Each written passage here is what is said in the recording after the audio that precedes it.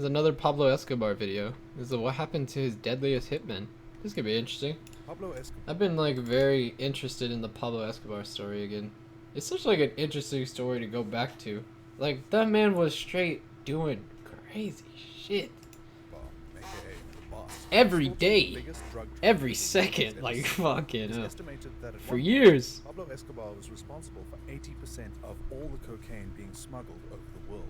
At the height of his power, the cocaine lord of Colombia was smuggling 15 tons, or nearly $500 million worth of cocaine into the US every day. Along with his massive drug empire, Pablo Escobar also had a ruthless army full of serial killers. These men killed for Pablo and were loyal to him and no one else. They were called sicarios, and the most famous of these were Popeye, La Cuica, and Blackie. If you're a fan of the hit Netflix series, oh yeah, I remember those. You're probably familiar with them already. Well, today we're going to take a look at where these cold-blooded murderers are today, and what's the story behind their obsession with killing people. Number 1, Popeye. Popeye might sound childish and cute, but he's anything but. Juan Jairo Velázquez is the real name of Popeye, given to him due to his protruding jaw, which was later fixed through surgery. The story of Juan Jairo Velázquez starts in Yarumal, Antioquia, Colombia.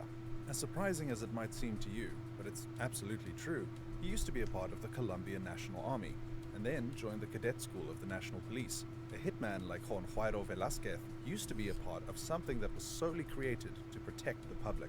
Let's dig deeper. At first, he was part of the school of NCOs. My man looked like Popeye. But then he transferred to the National Police Academy, where he studied for only 1 semester. What did he study there? How to shoot people with enough efficiency that they didn't get to blink twice after the bullet is in them?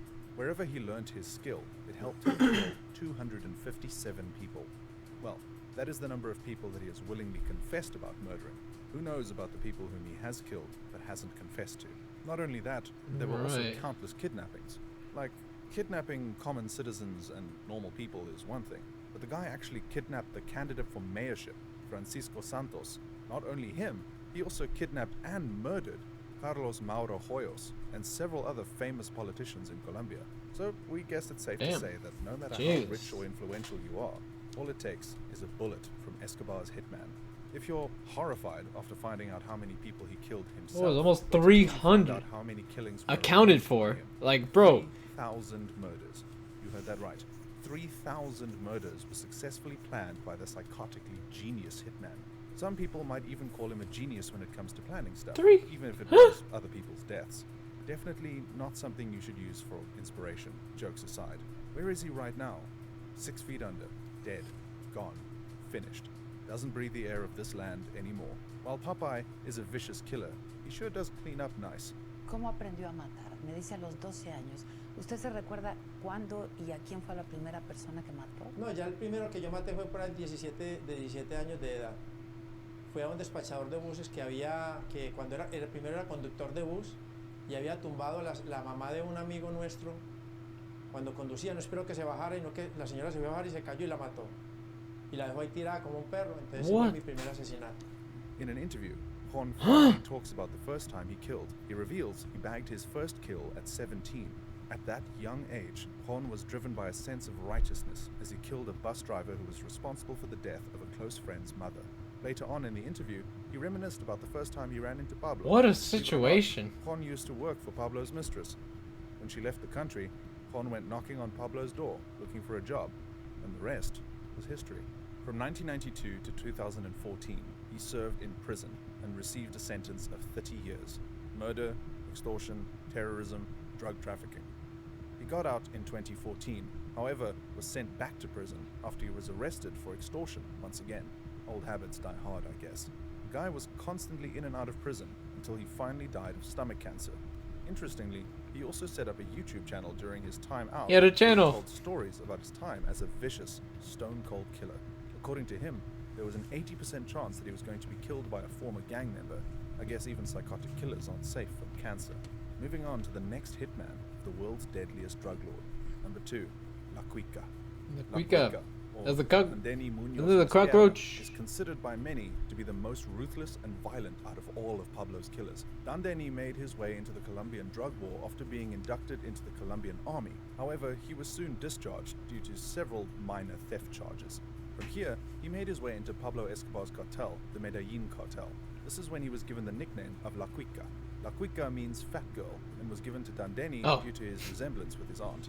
La Cuica soon rose to the top of the cartel's ranks and became an expert at everything torture. Not only was he one of Pablo's most trusted hitmen, but was also responsible for helping Pablo's army of killers. How could I forget La that? Cuica ran a sort of training camp for hitmen.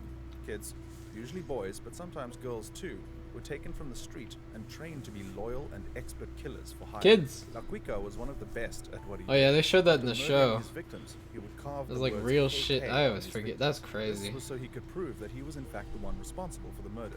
It is rumored that he also skinned his victims alive and sometimes went as far as having them castrated.